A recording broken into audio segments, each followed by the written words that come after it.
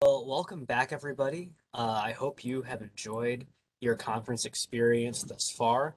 This has been an absolutely phenomenal day filled with amazing work and best practices from all of our breakouts and, of course, our keynote speaker this morning as well. And to close out day two of the summit, we are honored to be joined by some financial aid experts to join us for a panel discussion. Before we get started, I just want to go over a few virtual conference etiquette reminders. All participants should stay muted to eliminate background noise. We would like to see your faces, so if you have a camera, turn it on to better engage with us. All the presentations will be live, so bear with us on technical issues. The chat will be monitored for questions throughout the presentations.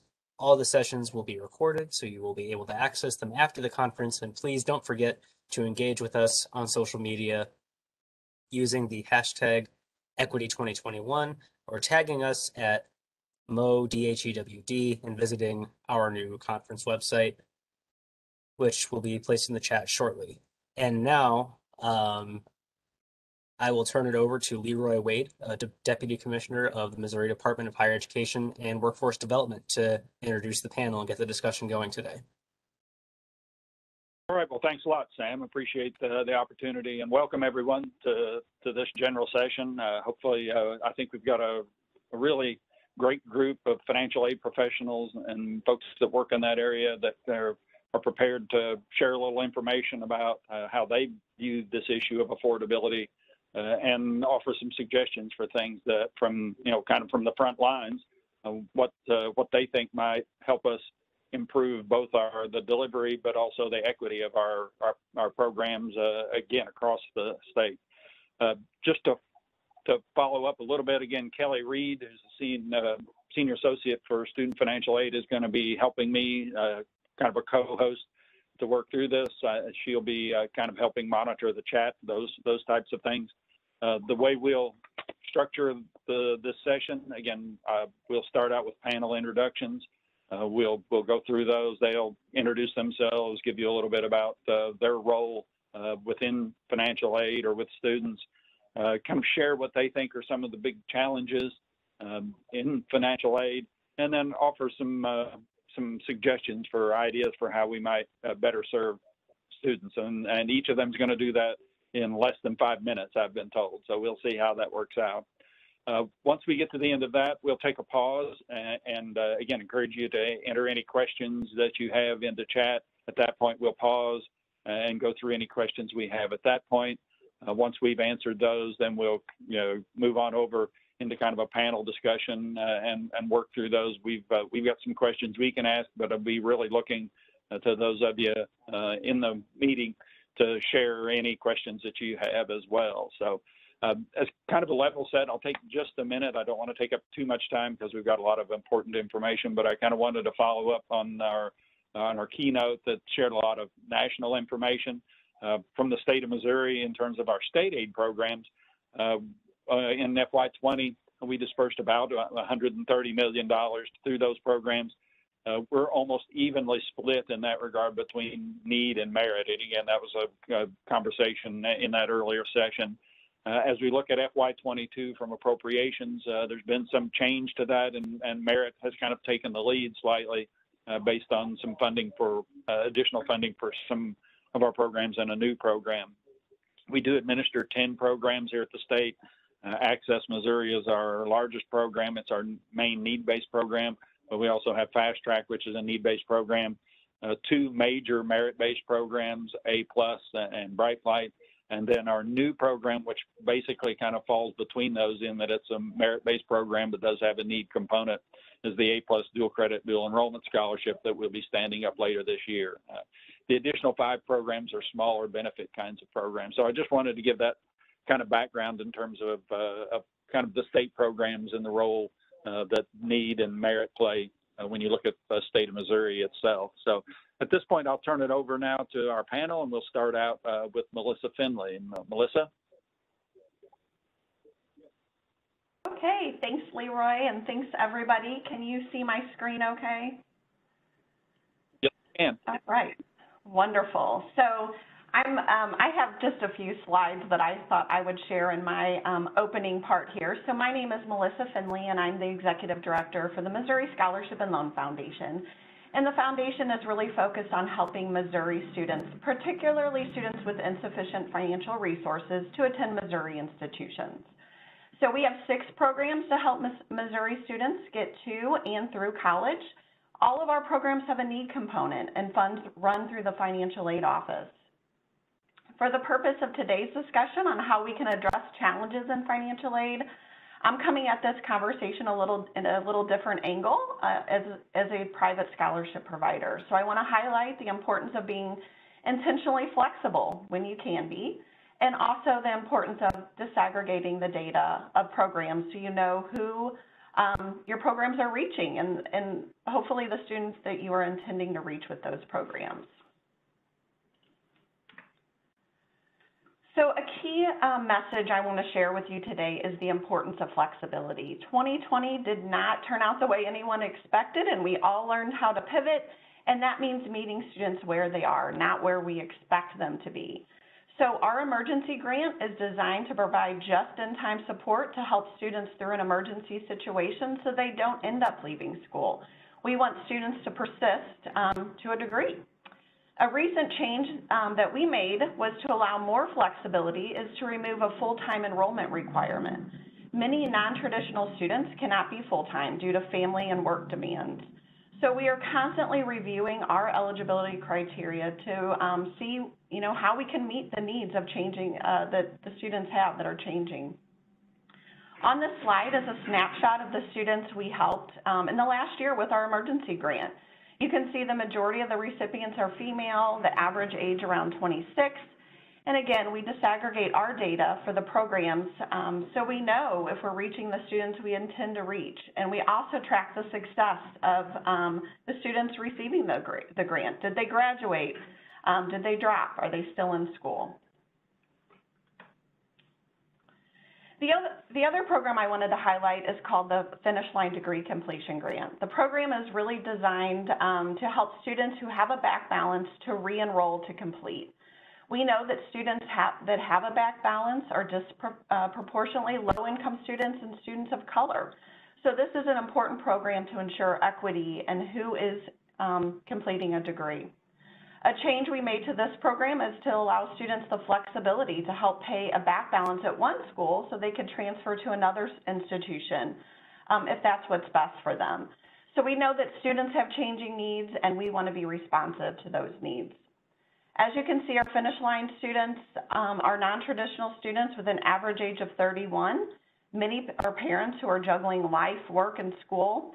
And half of our recipients are students of color, and 45% of those being Black students. In the past 2 years, we've intentionally started to disaggregate our data so we can see if we are reaching the students with the greatest need for support. So with that, I will stop my screen share, and that was my intro, and I will turn it over to Rob Moore at Missouri State. Thanks, Melissa. As you mentioned, my name is Rob Moore. I am the Director of Financial Aid here at Missouri State University. Fortunate enough to be in this role for a couple of years. Started as a graduate assistant and worked my way up through, so I've kind of seen financial aid from all aspects at this institution. When presented with the prompt of what might be the greatest barriers or challenges for students in terms of affording or obtaining financial aid, the laundry list came out. There are more than I would take time to discuss today, but identified 2 of the larger ones that I think would be relevant to our conversation together.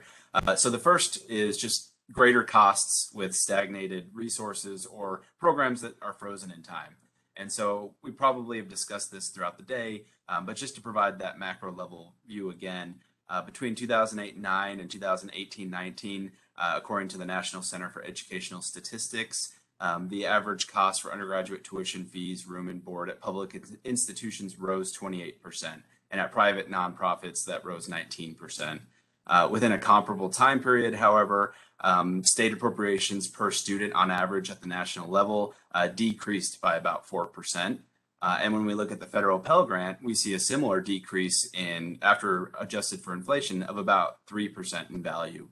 So students are being asked to pay for more with less. So the solution, if I had solutions for this problem, I would probably be a very wealthy man. But solutions we can all work towards to help address these issues are at the institutional level, making sure that we're cognizant of expenditures, the burden that's being placed upon students with those miscellaneous college program fees, course fees, lab fees, and then seeking data to provide, using our data to provide data-informed and driven decisions when it comes to how students finance their education. The other piece, when I mentioned stagnated or frozen programs frozen in time, would be pivoting away from purely merit-based scholarship programs and investing more in those need-based or need-aware programs, as well as emergency funds. As the pandemic has highlighted, we have many students who are either experiencing generational or situational poverty. And so having a variety of opportunities available to those students to help fund their education is increasingly beneficial. The second item, it would be legacy barriers to access. And we're seeing a lot of movement on this recently, specifically focusing on those test optional opportunities that institutions have offered in terms of both admissions as well as scholarship programs. We would caution institutions away from pivoting away from those test optional paths as the pandemic seems to be winding down, because standardized test scores, as we know, don't necessarily test a student's academic prowess, but rather how well they do on the test or the resources at their disposal to prepare for or take tests multiple times. So providing test optional financial aid resources or admission practices could benefit students in terms of access to higher education. Without going into the other items, I'll hand it off to our next speaker, which I believe is Becca. Thank you, Rob. Hello, everyone. My name is Becca Diskin, and I work as the Financial Aid Director at Missouri Southern State University in the southwest corner of the state. And I've been here at Southern a little over 10 years now. I just had my 11th anniversary as the director here.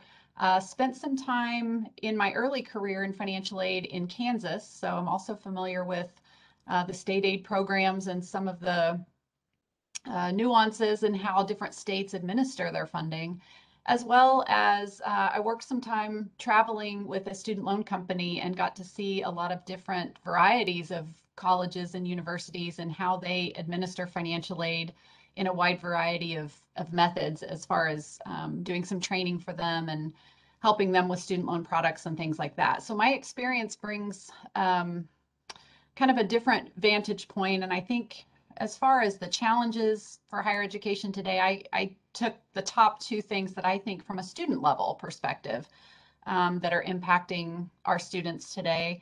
One, we see so many families and situations where maybe broken families or students without a lot of support and resources, but overall, the overarching issue is a lack of saving or pre-planning for higher education. So a lot of our families and students that approach us for financial aid or are seeking any type of college education that we help in our office, many times just haven't even understood the magnitude of paying for college in general. And so they don't have a whole lot of time or savings built up with an avenue of support. So they are leaning very heavily on financial aid or, the folks at the school to help bridge that gap. And sometimes the fact that we don't have a lot of time from, the time that they admit as a student, their senior year of high school, or maybe when they decide to come back to college, they haven't planned for 20 years to pay for school. And so that lack of resources and that lack of, compounding savings definitely is something that we all face, I think, on a very regular basis. Secondly to that, looking at it from a student level, I would say compounded with the fact that they haven't planned for a longer period of time for college costs is just a lack of understanding of what those costs are and what the variety of choices and availability of funds that are available. Many of us work with a lot of different people in the community, in our resource web within, state and private entities, as well as our own fundraising arms on campus, to coordinate a solution for each individual student. And so every student looks very different. Their financial makeup is different. Obviously, the type of aid that they qualify for is very different. And so counseling those students and helping them understand what their individual costs are and what choices they have in order to bridge that gap of how they're going to pay for it can look very different. So it's definitely not one size fits all.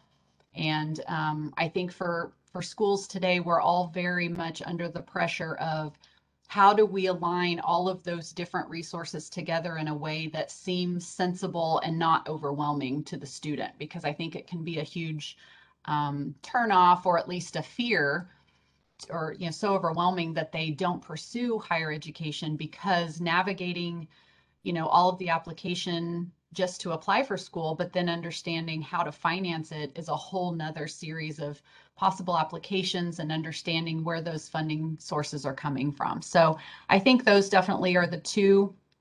As far as solutions to how to serve those students, that just, again, puts more pressure on those of us that are practitioners in the financial aid or admissions world to have information at our fingertips that we can point students to, and to understand the application processes and the operations of that well enough that we can connect students in a seamless way and hopefully succeed in them meeting their enrollment goals and obviously degree completion.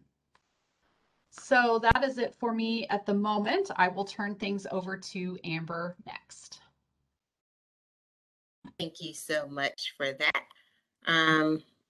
To piggyback on my colleagues, so my name is Amber Mitchell, and I currently serve as a college and career counselor at Hazelwood East High School, which is a medium-sized public Title I school in the suburb of Hazelwood County in St. Louis. And our school comprises about 98% African-American students, and about 99% of my student population are qualified for free and reduced lunch. And this is the population that I call my heartbeat. So I've been working with this type of group for about the past 15 years, both as a college counselor, but also on the college access programming side. And so the biggest challenge that I see to affording higher ed and obtaining financial aid is the fact that the process was not built with them in mind. And so my students cannot complete this process from beginning to end without some type of professional assistance. And it doesn't matter if my student is a 4.0 student with a 32 ACT, or if it's my 2.0 student with a 19 ACT, they cannot complete it so without any type of professional help. And since this process has to be completed by the student and their family, you would think that it would be a little more family friendly, but the truth is, and my experience has been, is that it's not. And if my families cannot complete the process on their own, then I feel like we're doing them a major disservice. And so the major reasons why our students cannot complete the process on their own is because the process is unclear to them, which we kind of touched upon. The terminology is not broken down to what I call a third grade level. So some of them are really being introduced to this terminology at the time that they're completing it. The amount of paperwork or the proof of documentation that is required is on the level of what I call buying a house, which so it's a lot of income for those of you who know what that buying a house process looks like. And the amount of time required is that of a full-time job with no benefits up until the 90-day probation period. So what I'm meaning is that there is a full-time job, and oftentimes they're not really receiving the return on their investment until further down the road. And so, and sometimes by the end of it all, my students are told that there's still that financial gap. So that my students and parents, they went through this extremely stressful process, right? Just to still find out that they still have to figure out a way to pay for college, when most of the families in this process, that was the way. And in fact, it was their only way. And so, you know, we already know that our students of color and our students with low income backgrounds have limited resources to help them navigate the process. We already know that these students have the highest barriers to face and obstacles to overcome. Yet, I feel like we still require them to go through the same process as everyone else. And if I'm going to be frank, what I mean by everyone else is, I mean the affluent Caucasian community. And we expect the same results. And to me, that's not really equitable. So we have to do better, which I know everyone here is committed to do. So I propose the following solutions with no roadmap whatsoever on how to make it happen. But in all seriousness, I feel like the solution is to create a financial aid process with my students in mind. And so how do we do that? One way is to bring them to the table. If we may not be asking the right questions, and our process may be doing more of a disservice than being of service. So we need to include our students in creating a better process. And no process, I think, can be created without our students and families being involved from start to finish. And if it is, it's kind of setting them up for failure. While we are their advocates and typically tend to be their main advocates, I don't think I can tell their story. So the main ones who can tell that, can tell you what they need and how are going to be the ones that are directly impacted, which is them. So my second would be change the expectation. So the expectation of success, of equity, of growth, what that all looks like. At the end of the day, the goal should not be for our students of color and students from low income backgrounds to be on par with our affluent Caucasian community. And if that is the expectation, that's something they're realistically never going to be able to face and until there is worldwide systematic change. So if we can stop setting that ideal bar to that level and instead create a new level of expectation that our students of color and low income backgrounds, students can realistically meet and then grow towards, and then kind of meeting them where they are and supporting them from there. And this has kind of been touched on as well. And just to be clear, for a lot of our students, and Becca touched on this, that loans are not an option for a lot of my students. It is honestly a gateway to financial ruin. But to be honest, there are not a lot of options for like my 2.0 GPA students with a 19 ACT to earn scholarships. And so we often tell our students that education is their equalizer. But somehow that those high dollar scholarships that they're tending to go for are being offered are for the students with high academics or high community involvement or strong literary skills or whatever that may be. But what about my student who struggled in the beginning but got their life together, or while taking care of home or trying to survive? Don't they also deserve, the right to attend your institutions? But when we limit their financial opportunities by reserving the most coveted scholarships to that high performing group, we're kind of telling them that that education is for the elitists and that they don't deserve to go there. And so that message, I think that they're unintentionally receiving, needs to be changed. So we have to find a better way to support our 2.0 group with that 19 ACT just as strongly financially as we do for that 4.0 student with a 32 ACT.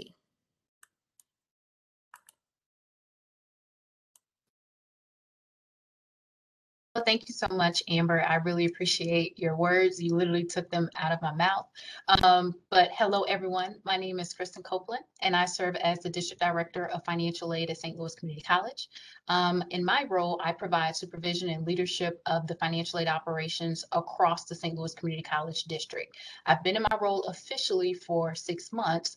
Prior to that, I was interim as the COVID-19 pandemic was coming down.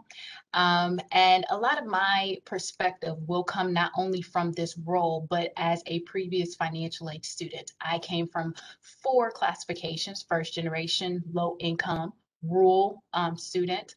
And I also came from a non-traditional background where I did not have both parents in my home. So coming from that, as well as coming from the perspective of a community college, we're primarily a commuter campus. We don't have dorms.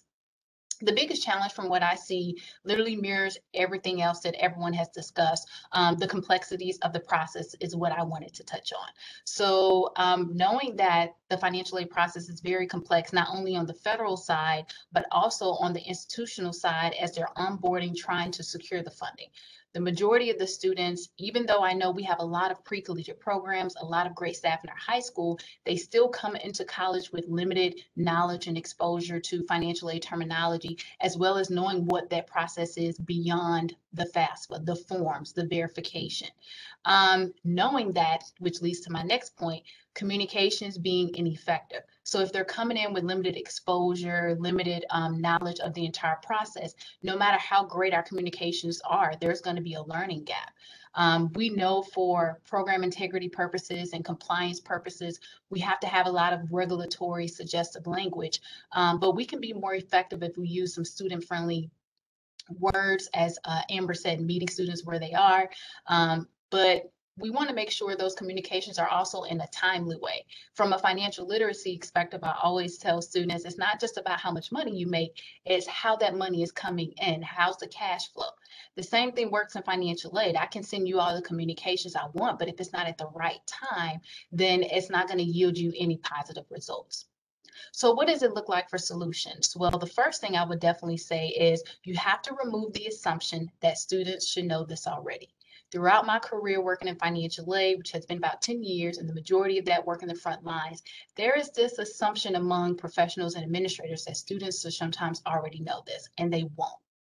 Once you remove that assumption, it opens up the door for us to say, how can we make this approach student-centered? My colleagues already discussed on how we should involve students in that process, but another solution I would definitely recommend is creating and fostering a comprehensive counseling model and setting. One of the things I gravely remember being a student is walking into a financial aid office, getting greeted by that glass window, which I know now due to COVID, we have to have that. But that glass window, not being able to sit down with the counselor and actually talk to them and have them walk us through. We literally just had to stand at a window and they just provided us a checklist. But actually creating a setting where students can actually sit down with a counselor, have computer stations where students can actually get assistance with the FAFSA or getting assistance with the electronic forms that we place out there. Students shouldn't have to have a sticky situation before they actually meet with a specialist. That's one of the things that I would definitely recommend if you can, which means you will have to relook at your operations. Are there any tasks that can kind of be automated so that you can focus on an actual counseling session, making it effective and engaging for a student? Along with that, a lot of us in financial aid, we have caseload models where students are assigned to us. But how is that caseload model administered? Is it just in alphabetical order, or is it based off student needs or student types? And what I mean by student types is maybe first-time students. So St. Louis Community College, when we looked at our data years ago, we noticed we were losing a lot of our first-time students in the financial aid funnel, specifically at verification melt. So this year, we actually took that data and we're creating a caseload model based off student type. So first-time student versus a returning student, a veteran student, and a continuing student, which also mirrors the caseload in our admissions department. So we actually have some communication going back and forth where the student is being held throughout the onboarding process. And I think that helps as well. I think I'm going to leave it at that because I know we have some questions that will unfold more. I'm going to pass it on to Dr. Newland. Thank you so much, Kristen. Good morning, everyone. Like Kristen said, I agree with everything that's been said by my colleagues this morning. I think they've all had wonderful ideas. Kristen and I especially appreciate what you just said around the breaking down the process, trying to get it more personalized. I think that's great. So my name is Matt Newland. I've worked in higher education for about 15 years. I spent 12 of those years in financial aid here in Missouri. I worked at University of Missouri St. Louis as well as WashU at the School of Social Work. So my perspective also comes from the practitioner, the director point of view, and now as a college access professional, as a consultant, working a little bit outside from the outside perspective, seeing it more from the student side of things. So that's where my perspective comes from. Again, I want to agree with and applaud everything everyone has said so far today. What I would focus on is, I think something we need to really think about is outreach at the high school level or even the middle school level. And so all of my colleagues, everyone here is, very busy, very burdened. But if we're starting to develop the relationship and break down those silos and try to correct some of the misinformation that's out there, we can't wait until students and families arrive on campus in August. Or start registering for classes if they're doing virtual. We need more and better outreach from institutions to high schools and middle schools, so that all the information isn't coming only through admissions and recruitment visits, right? Our admissions colleagues are amazing professionals and they do a lot of heavy work, a lot of road warrior work, right? But we need to be in the office and in the school, on the campuses, breaking down the information to where parents and students, which as Amber was so rightly pointed out, financial aid wasn't designed for them. And so we need to be in those communities, explaining things, breaking down, and trying to get this daunting reputation of the FAFSA, try to alleviate that as much as possible. The FAFSA is confusing. There's a lot of corrections that need to happen. But one of the things I recommend, and I did this a lot when I was at UMSL, was just outreach, getting out there and educating parents, students, family members, and helping them understand that the financial aid process, while challenging and complex, especially for underrepresented students, it can be navigated when you know who to talk to and finding those partnerships and relationships. So again, in addition to what everyone has said here so far, I agree with all of that.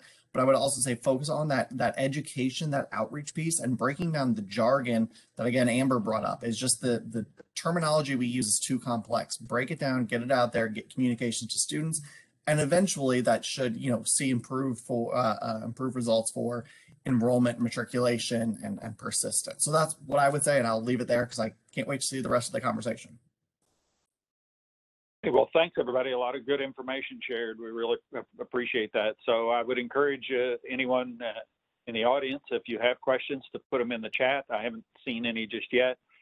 So while you all are doing that, we'll start with some questions that we have. And so the first one's really kind of directed at Amber and Matt, but again, others can jump in as they think appropriate. So, and you've mentioned this a little bit, but maybe a little more depth on. So, what are you hearing from high school students on the financial aid process? What kinds of things are you hearing from them? So, again, I'll open it up to whoever wants to jump in on that. Go ahead, Matt. I'll go ahead and jump in, Amber, unless you have something you wanted to start with. All right, by all means, lead the way. Okay. All right, thank you. Yeah, thanks for that question, Leroy. So what I would say from the parent and the student side, from the college access perspective, it's similar to what everything we've just been saying, is that financial aid is too confusing, it's too complex, it's not worth it, especially for students and families who think they're out of the range of being eligible for any grants or scholarships and think they can they'll only be awarded loans. And that's why I think it goes back to breaking down the information and training our partners at the high school level, or training our admissions, our summer orientation leaders, training your res hall directors, training everyone on just the very, very basics of financial aid, so it can constantly be reiterating and getting the message across with the correct information. Because what happens a lot, and this happens at high schools and happens at college and universities, students ask each other, right? They're asking, well, what did you do? Or how are you handling this? As opposed to just walking into Kristen's office and saying, hey, I have a problem. Can you or one of your advisors sit down to me? And so I think trying to get more people educated, more people conversant about financial aid, so that we can break down the fear, so that there isn't this anxiety about going to the financial aid office, that you can go to multiple people. It doesn't just have to be someone in there. But even when you do go into the financial aid office, it's less daunting, it's less overwhelming, again, for students and families. So that's one of the things I think is important to keep in mind. Thank you. I'm going to yes, to all of that. And I'm going to piggyback on that. What my students tell me is that they're doing too much. So if I could translate that, because I was like, what does that mean? So what they're meaning is that the process is too hard, it's too time consuming, and it's asking for a lot of information. My students struggle with the questions being asked because the process is new to them and they don't understand what it means or what to do with that, or even where to find the answers. In addition, most of my students work to support their families, so they can so it usually goes from like school to work to late night homework sessions, and then they wake up and do it all over again. Or at school, sports and homework and sleep and repeat, or taking care of siblings and homework, and a variation of all those in between. So they have very limited time to complete this process, and even less time if you have to get the parents involved, or parent or guardian, or figure out where that is, as Kristen was kind of insinuating that not all of our students come from the same two-parent background. Then you want them to follow up with providing documentation, which oftentimes means taking off of work to go speak to an office to get that paperwork, or helping parents to navigate the online portals that they're unfamiliar with, because you just, here, go to this website and do it. And then finding ways to submit the documents under, and I can't remember who said it, but under those short, unrealistic deadlines. So what may seem like a lot of time on our end, when we think about what our families are dealing with in their everyday situation, that time is not enough. It's very quick. And so just adding that on top of that, that's where my students get that term from, y'all doing too much. Thank you. Thanks for that. Again, we've got some questions have started to come in. I don't know, Kelly, do you want to go ahead and read the questions? Sure. First, there's a comment that basically is in support of everything that has been said so far, so I'll let everyone read that to save time. But the first question is, when is the best time to talk to the college's financial aid office in the application process? Again, anybody feel free to jump in on that one. This is Kristen. I would definitely say you don't have to wait till you get your FAFSA in to talk to the college. Start talking to them, the financial aid office at least, immediately prior to your admissions process. And then right after you get accepted, start having those conversations. Of course, College Bound, pre-collegiate programming, we want students to start talking to us even before then, so you can really lay out your costs or really understand what that process would be. I will say at St. Louis Community College, once we actually receive your FAFSA, we do a welcome call and try to see, hey, where do you need help with that assistance? But the earliest is the better. I would echo that. This is Becca. I think, fall of senior year of high school is one of the best times to really start making sure the application processes and the information is starting to become more real.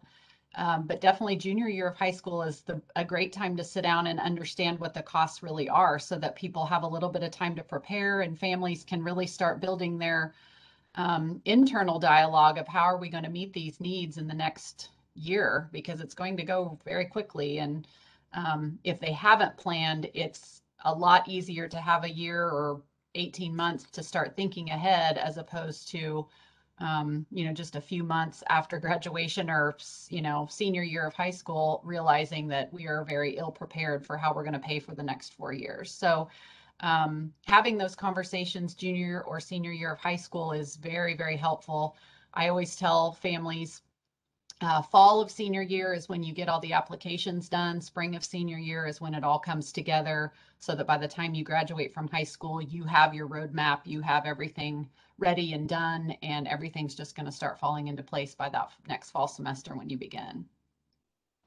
Yeah, and I would agree with that. And as a financial aid professional, I think I can speak for everyone involved. It's incredibly refreshing when you have a young student coming to you with questions about the application process, how to calculate cost, how to strategies for applying for scholarships, where to find scholarships.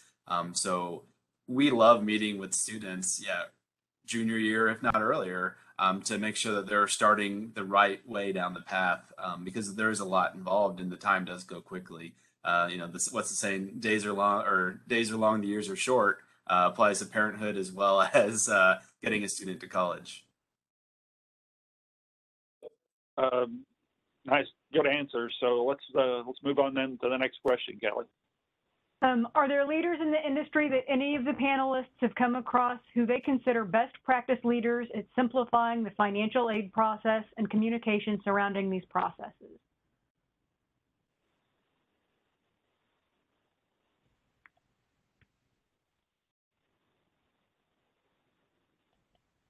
I'll jump in if that's okay, and I'll drop the link in the chat also. But what an amazing resource! So this isn't a leader in financial aid specifically, but there's a resource called Swift Student, which is an online tool that helps students submit their financial aid appeals for professional judgment, special circumstances, whatever it's called at your institution. But it's an amazing resource that was developed, and it's basically kind of a fill in the blank, choose your own adventure that helps the student or family draft a letter for financial aid appeals that, as we've talked about today, is one of those parts of the complicated process.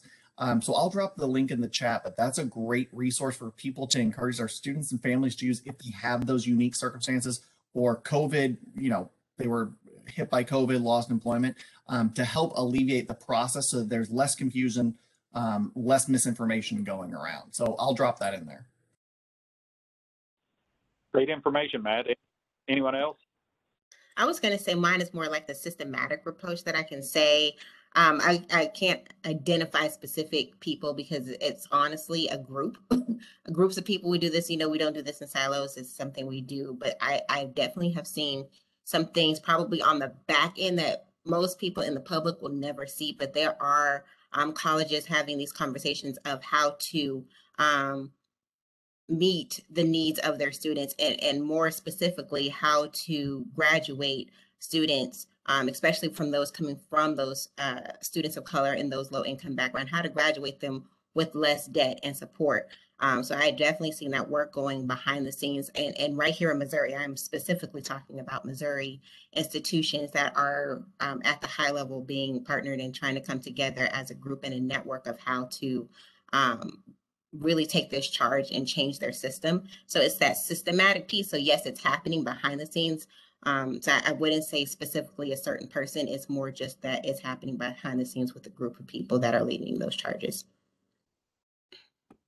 I would also add that I think our National Association of Student Financial Aid Administrators, NASFA, has done a lot of research and produces a lot of information that helps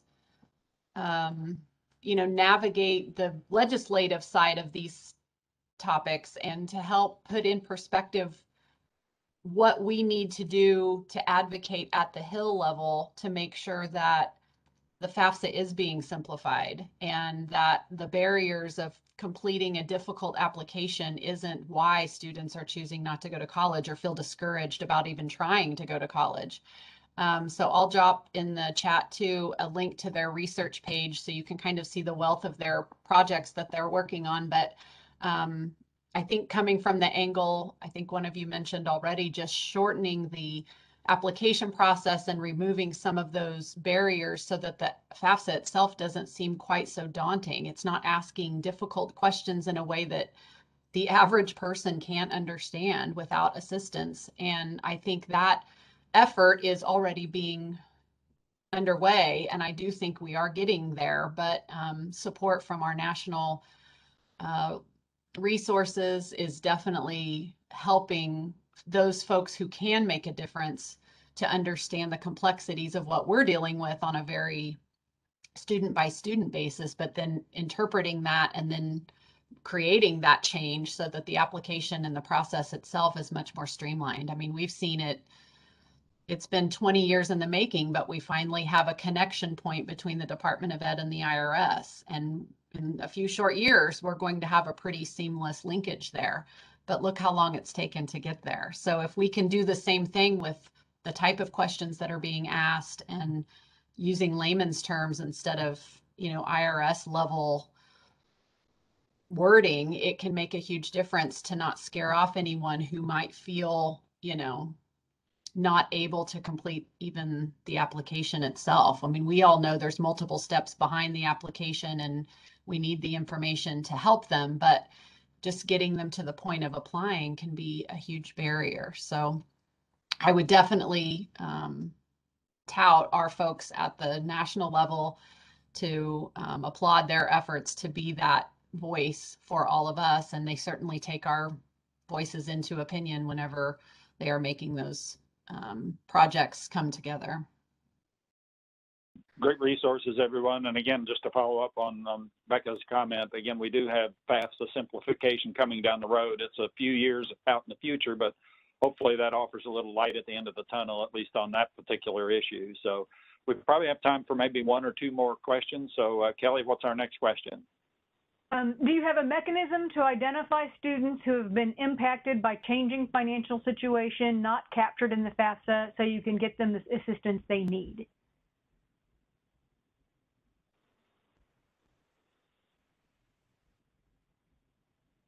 Who wants to jump in on that one? So from our end, unfortunately, we don't have a more proactive mechanism in place other than just active outreach to students. We reach out to students with expected family contributions that might exclude them from certain aid eligibility and counsel them on the special circumstance process, refer them to the website and resources we have online to determine if that's the right course of action for their circumstance. We also guide students at the beginning of each year towards emergency funds to make sure that they're aware that those funds exist should they have an unplanned or unforeseen financial emergency that might hinder their ability to succeed academically or continue on for a following semester. But really, it's more proactive outreach, trying to get the information out in front of the students and family members through social media, live events as they onboard to the campus, active outreach, although we all know students aren't always reading their emails. So trying to get more creative with how we get that information to them as well. Short of having my associate director film TikTok videos, and we're trying to get as creative as we can. Notice I said associate director and not director with that. So yeah, that's kind of what we're working on, but we're always open to any input. So I'm going to ask any of the other panelists who have ideas so that we could improve our practice as well. Other comments? If Rob? not, let's, go ahead. I'm sorry. Go ahead. I was going to say, Rob definitely mentioned the primary two, the professional judgment process, and of course, emergency aid. I will also say leveraging your outside scholarship providers as well. I know sometimes it seems like, oh my gosh, it's a scholarship, I don't want to apply. But when you have really good partnerships with those outside scholarship providers, it makes a difference. So, no shameless plug here, Missouri Scholarship and Loan Foundation and Scholarship Foundation, St. Louis, like, you create those partnerships and you believe it, they step when there's a need. No, that sounds good. And again, I think in addition to those, My Scholarship Central is a great one as well. Again, a lot of scholarships are available on that, and it's moving more and more to a statewide perspective. So that's another great resource that you mentioned. Kelly, let's go. We'll do one more question. I think we've got time for that. From a state aid view, what do we think it will take to make significant improvement in equity, like a shift from merit to need-based aid? This might mean reduced funding for programs like Bright Flight and A+, to increase funding for a program like the Access Missouri grant. Less merit aid could also help fund and stand up something like a seeded 529 to help with early awareness and planning.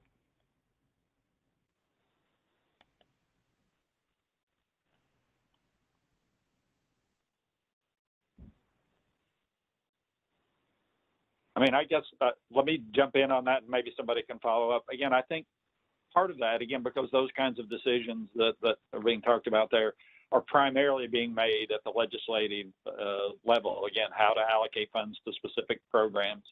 I think it's going to take some education from within the profession and from others as well about some of these issues and the desire to, if we want to address these issues, how those changes might be made, so they have a better understanding of what the issues really are, and they hear the kind of stories that we've talked about today. So, but if others have perspective, feel free to jump in on that one.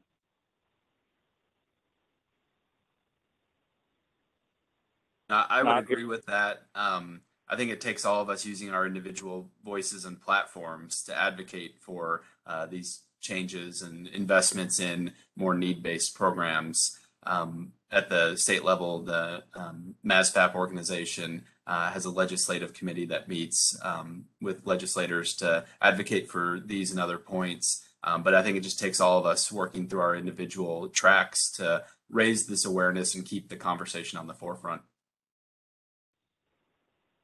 Oh, that's great. So Kelly, we got a couple of minutes. Let's do one more question. Okay. Thoughts on how to sell this to our individual institutions? Because we've always done it this way as the most pervasive institutional disease there is. How do we demonstrate the value of this kind of front-end work to our individual institutions? Is there data that you're aware of that we can use to bolster our case for a more proactive approach like the ones advocated here? Ooh, I would love to take that one. Kristen, you can definitely piggyback on me here because I know we got it. And I'm gonna tell you right now, I am that person who is ballsy in a room. So please take this with a grain of salt. But my first thing is like, well, who are you serving? You know, who are we here for? Is it to make our jobs easier? Is it to make are we here to serve our students and families? Because, and then, you know, back that up with the data of showing that we are not doing what we're saying we're doing. If that's what that our goal is, we're not saying what we're doing. We're not producing those results.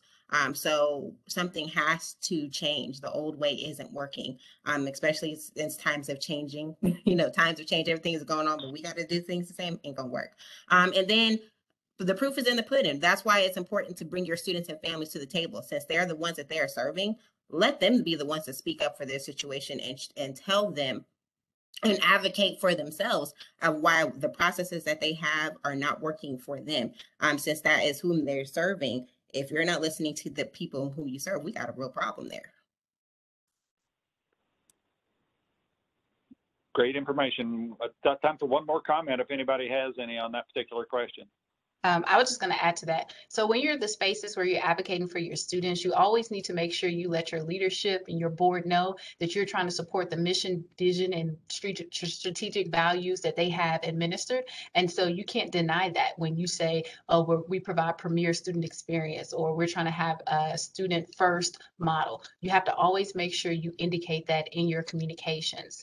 I will also say, though, you have to be data informed. So we've been talking about that throughout this conference. You have to break down your data and know where it's coming from. So, for example, at St. Louis Community College, when we moved to this caseload approach, we had the data to show we're losing our first-time students through this financial aid funnel, and this is where we're losing them at. So have a great relationship with your IT and your institutional research to see how you can get that data and pull that data to support your arguments. And definitely, as Amber said, bring your students to the forefront. I mean, through your accreditation processes, there should be student surveys and focus groups that goes out, and make sure financial aid is on those listings where they get to provide feedback. And you can do it yourself and find a way to memorialize it, put it in writing, and put it in front of the people who are making those decisions. I've been very blessed and fortunate to have leadership that told me to ask why. Why are we doing it this way? If it has been doing it that way, is there a better process? Is there a better approach? Never just take the policies and procedures that have been given to you and blindly follow them. Always ask why, because you never know the organizational cycle that was happening when those policies and procedures were taking place. And so things are changing. We're moving fast. The need for higher education, the need for financial aid is changing. So our processes and our policies have to change with it. It's going to take time, but you can do it. That sounds great. Well, I hate to end this session as you shared some really good information, a nice conversation, but we've come to the end of our session. I want to thank all of our panelists. Again, great presentations, great information that you've shared. Again, where they put some resources into the chat, so be sure to access those. And so again, with that, thanks.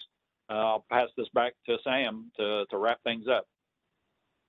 Thank you so much, Leroy. Thank you so much for all of you for joining us for day 2 of this Equity Summit. Please be sure to join us tomorrow for day 3. Check out the conference landing site for the full lineup of plenary, keynote, and breakouts, and you can continue the conversation using the Connect feature on our website. Sarah just posted it in the chat. So yeah, have a great afternoon, everybody. Thank you again so much for joining us, and we look forward to seeing you all tomorrow morning for the final day.